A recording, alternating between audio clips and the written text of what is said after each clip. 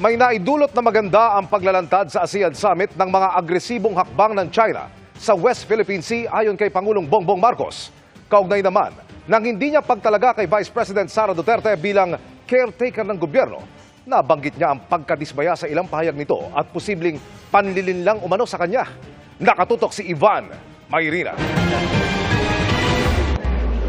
Ang ASEAN Summit na ito ang unang foreign trip ni Pangulong Bongbong Marcos na hindi itinalagang caretaker ng gobyerno si Vice President Sara Duterte. Sa halip, itinalaga niya si Executive Secretary Lucas Bersamin, Justice Secretary Jesus Crispin Remulla at Agrarian Reform Secretary Conrado Estrella.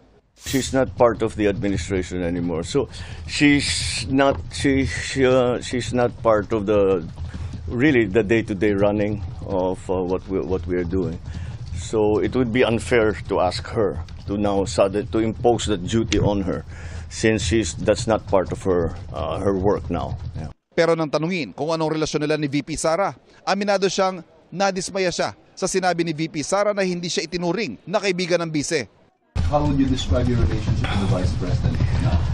I'm a little dismayed to hear that she doesn't think that we are friends.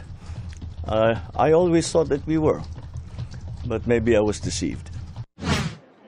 Ngayong araw ang balik ng Pilipinas ang Pangulo mula sa pagdalo sa ASEAN Summit at sa bawat pagkakataon sa mga kaharap na